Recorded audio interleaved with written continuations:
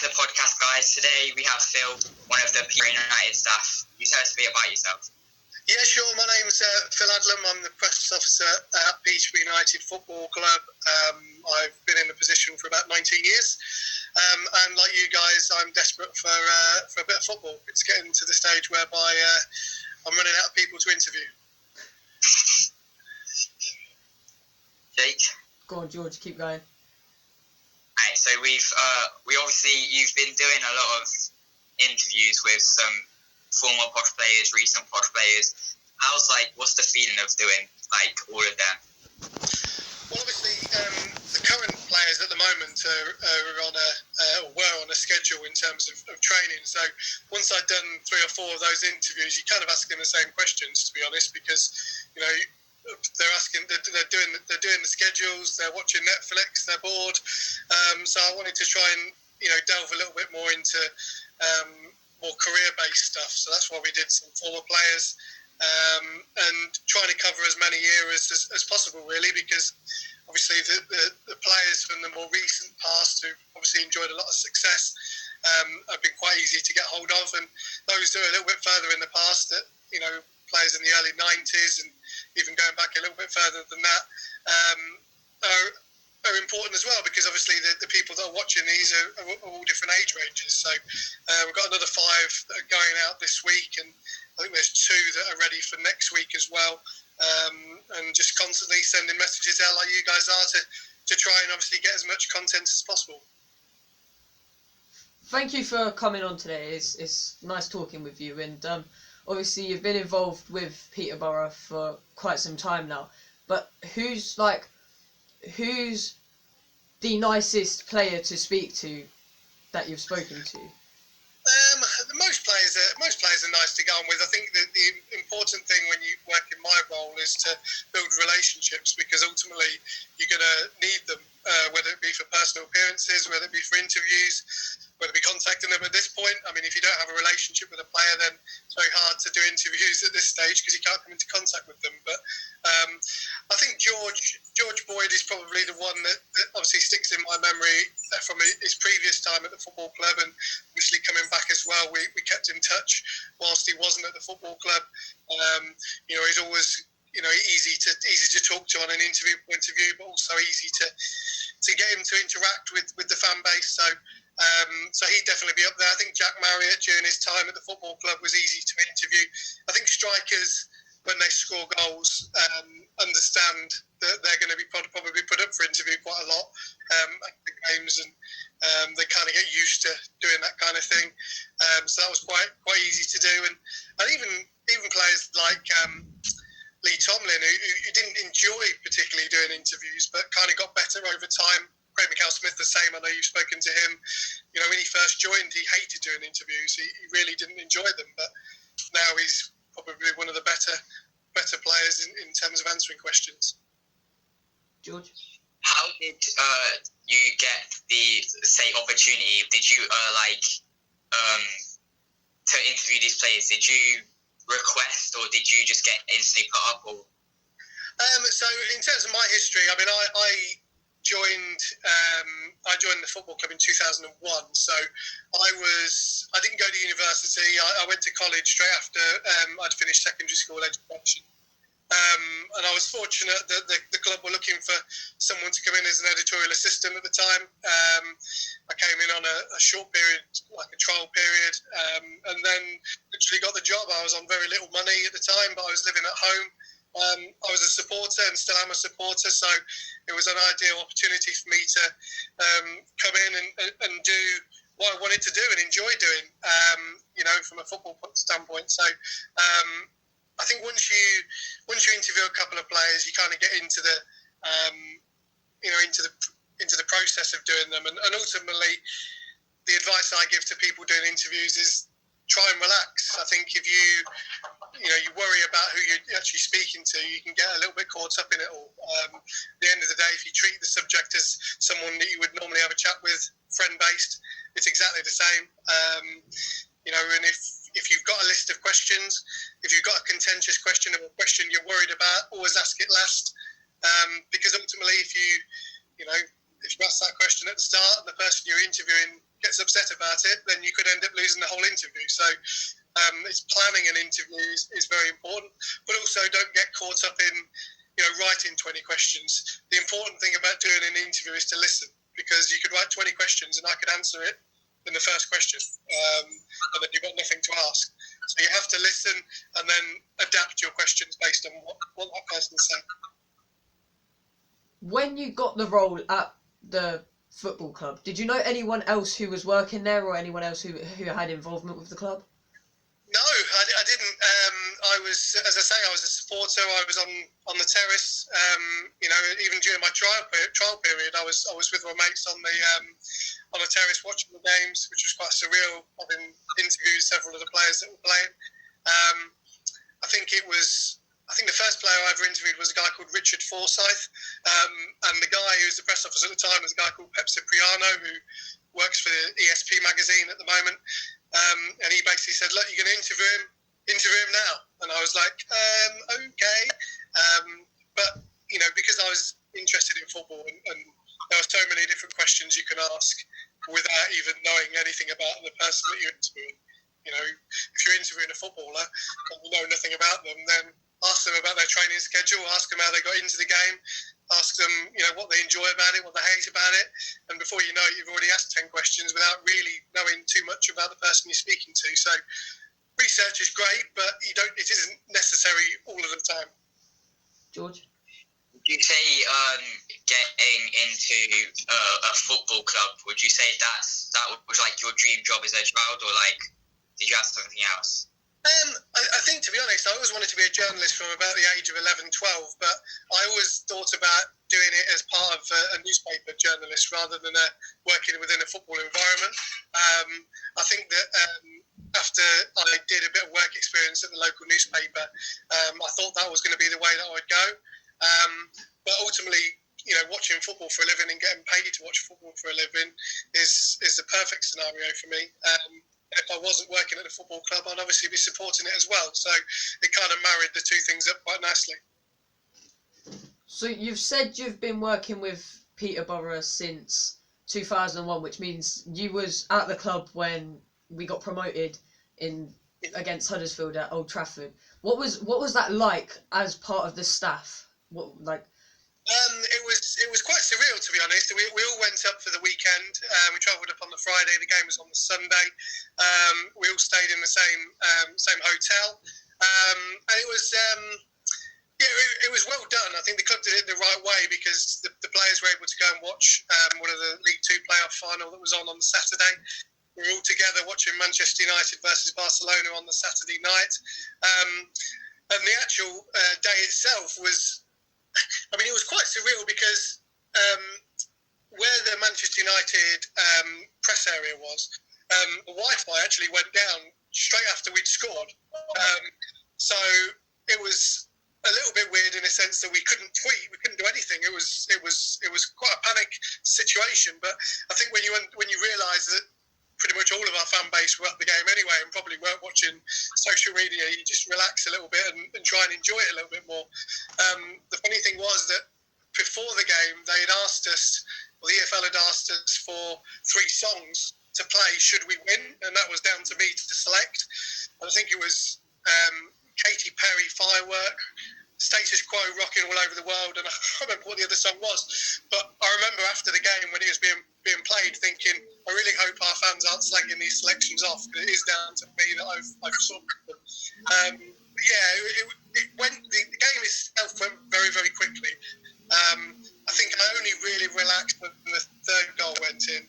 And when the third goal went in, I actually came down to pitch side. I was pretty much near the dugout when the full-time whistle went, which allowed us to get the content that we needed in terms of the celebrations. George? You said that you drove up there on the Friday. What was the atmosphere like from the Friday to the Sunday? From the players' point of view, they were very relaxed. I think the manager did a very good job of keeping the players very level-headed. They were pretty relaxed, and we were as well. To be honest with you, it was the weekend went, quite quickly. To be honest, it was, there was no sort of dragging. It was all about looking forward to what was to come on the Sunday, and obviously seeing so many Peterborough United fans there enjoying themselves and really believing that we could do what we did. Did you have belief in the team, like when it got to them just before we scored the first goal? Did you think it was going to have to go to extra time, or do you think even penalties? Yeah, just bear me 1 second. My dog has managed to somehow get a CD out of the TV stand, and I can only assume that it's a DVD. So just bear me 1 second. Let me just get that.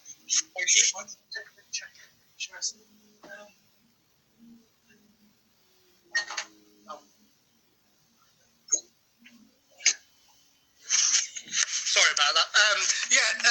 So yeah, it was quite a surreal weekend, really, looking back. I think we were confident without being arrogant about winning the game. Would George?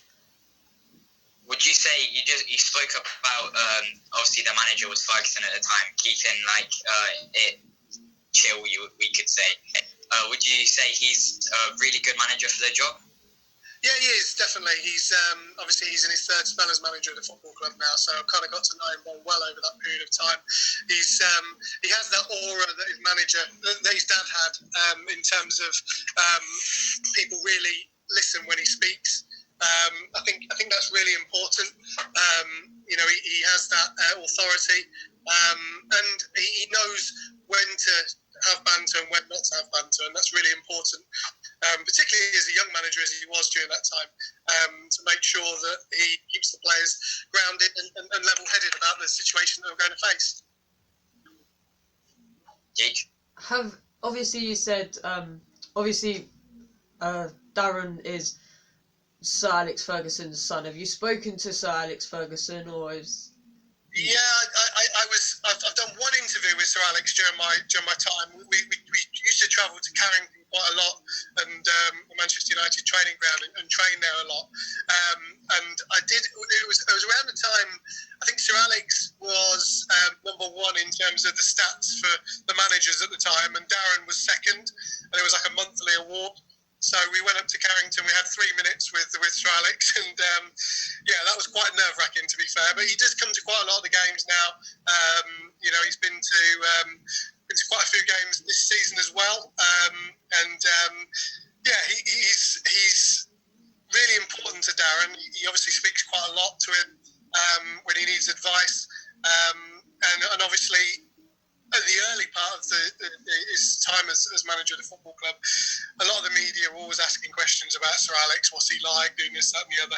And Darren was quite, he didn't want it to be about his dad. Whereas now I think he understands a little bit more that people want to hear about his dad now. His dad's not a manager, because ultimately he's the most successful boss this country has ever seen. So, I think it would be wrong for Darren not to ask his dad for advice. It would be foolish not to. George? I know you said that Darren doesn't like to talk about him, but would you say that he's Sir Alex Ferguson's very down to earth, good to talk to, easy to talk to? Yeah, I mean, obviously he's had a lot of illness problems in the last 3 or 4 years. Beforehand he was he would interact a lot more perhaps than what he does now. Obviously, when he comes to the games now, he has a driver and he has someone who looks after him, and obviously once the game finishes, he goes into the manager's office and they have a chat about the game. But I think that Sir Alex is someone that any football fan would look up to because of what he's achieved in the game. And he's like anybody else. He's a human being. Do you know what I mean? So he's not going to be arrogant about it. He's very easy to talk to. As a kid, you said that you supported Peterborough. Is there any other teams like Premier League did you support? No, my dad got me into supporting Peterborough, to be fair. The first game I went to was in 1991, so I was 9, and I used to go with my dad quite a lot. And then obviously as I got older, I became a real regular. I was on the London Road Terrace. I used to go away from home. I used to travel on the supporters buses. I bought all the kits, and I was a season ticket holder. And I really was hooked by the game, and there wasn't many games I missed during that period of time. So there wasn't really a Premier as I said, because my family members supported a Premier League club, it wasn't something that interested me at the time. And I always feel that you know, if you're a football fan, you support one club and one club only, and it's always been Peterborough for me. Was you any good at football as a kid? Not really, no. I mean, I played sort of junior football up until about the age of 17, 18, but only locally. You know, I think one of the benefits of working at a football club is the fact that, you know, at the end of every season, normally we have a staff game and we're able to play on the pitch. Obviously this year, because of the situation we're facing at this moment in time, that has to be postponed. And that's one of the more galling things about the situation, that I still haven't scored at London Road either, not in an actual game anyway. What was the transition between being just a number in the crowd from actually working with the club that you've admired as like such a young age? Yeah, it was weird actually, to be fair, particularly in the early days, because as you say, I was on the terrace for such a long period of time, and then, you know, going to games with my mates, and they're like, "Oh, what's Mark Tyler like?" And then obviously when I first got to be a full-time member of staff, you know, all of my mates are constantly asking questions about what's he like and what's he like and what do they actually do on the training ground and what's the manager like, etc., etc. But I think as time goes by, you just kind of, you know, get used to it. I never take it for granted, because ultimately, as I say, I am a supporter, and I think when you're a supporter and working for the club that you support, you do feel it a little bit more when you win a game.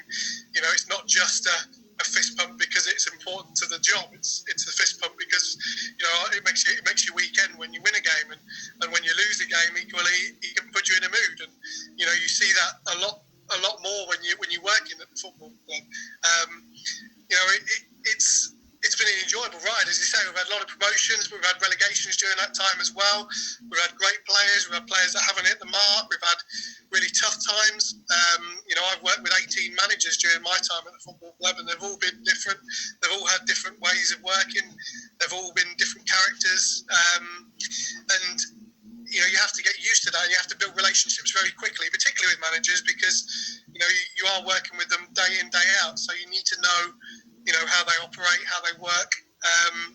You know, Darren, as I say, he's in his third spell at the football club, so, you know, we know each other pretty much inside out now, and we know what I can ask, what I can't ask, what he expects, and what you can get away with, and, you know, that's really important. George?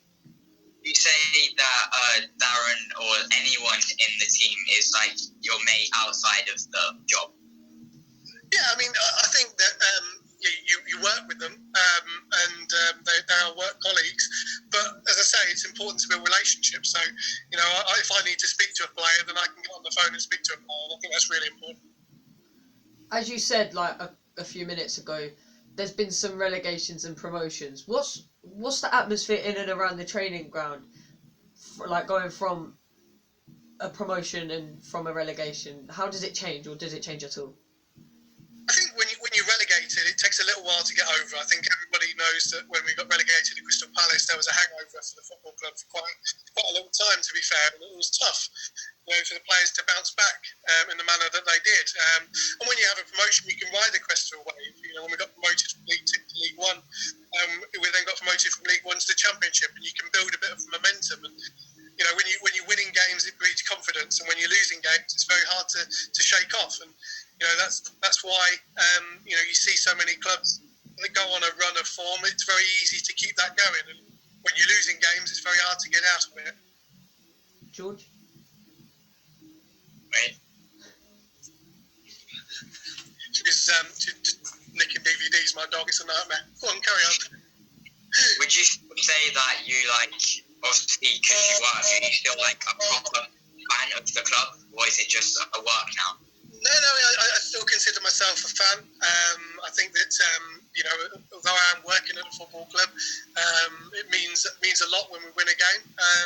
You know, my dad is still very much interested in football. He doesn't come as much now as he used to, but you know, he was a fan before, and every conversation we have is all about the football club. And it's exactly the same with my mates as well. Wait 1 minute, Jake. Sorry. Carry on, Jake. What advice would you give us as, like, we're trying to get into making podcasts and doing this? What advice would you give us? I think the most important thing is to be enthusiastic. The good thing is that you're prepared to contact people and ask people for interviews, because ultimately that's what it's all about. It builds experience. The more interviews you do, the better that you get at it. I think if you're passionate about something, you should always try and develop that as much as you possibly can. When I was 14, 15 years old, I was going to Sunday league games and writing match reports and sending them into the local newspaper to get feedback to see how where I needed to improve. And when I was at college, I used to do as many interviews with anyone remotely famous that came anywhere near Peterborough. With Chuckfest, you used to have celebrities that come along. I used to use that opportunity to try and interview those sort of people as well, because ultimately it builds your portfolio, and the older you get, the more things you can show off that you've done. And we're living in a modern world at this moment in time where technology like this is there to be used. When I first started, there was very little internet, let alone social media, and I think that the fact that you can do interviews over technology like Zoom, 2 months ago I didn't even know what Zoom was, and I'm spending more time on it now than anything else. And I think that's a real opportunity. And podcast isn't about how many people listen to podcasts. It's about whether you enjoy doing them. It doesn't matter whether you're sitting top of the Apple chart or not. We've got a club podcast that we started this season that have been recording at the University Centre in Peterborough, and allowing the students there to get an opportunity to watch that and edit it. And that's been a really important platform for us, because it allows us to get more personality out of footballers. If you're just doing an interview with them on a regular basis, you're asking them about training, you're asking them about games, etc., etc. But I think podcasts allow you to get to know the person a little bit more, and find out a little bit about what makes them tick. George? Do you class as what you do as a job or like a hobby? Because obviously it's a job, but do you class it as a job? I suppose it really depends on how well the day's going. If it's a good day, then obviously you feel really blessed that you're working in an environment that isn't just something you enjoy doing, but you're getting paid to do it. Obviously, the thing about football is that it's not a 9 till 5 job. You're not working Monday to Friday. It's a Monday to Saturday and often Monday to Sunday job. You're doing things outside of the normal hours of the day, but you're doing it because you love it. And I think that's really important. If you're working in this kind of job, you need to live and breathe football, because it can consume you. We're in a situation at the moment which is really testing. We haven't got football at this moment in time. We're having to adapt, and that's really difficult, because it's more than it's more than a game to us. It's our daily life, and we want it back as soon as we possibly can. Would you say that? Is your podcast the only thing you're doing right now for the club, or is there other stuff like behind the scenes? We're doing these flashbacks from games, so we can play them in sort of real time on YouTube, so people can interact with them again like they used to. Obviously, we're doing these interviews. In the end of this month is the 20-year anniversary of our promotion at Wembley in the year 2000. So I did a Zoom call with 5 of the players that were involved in that particular game.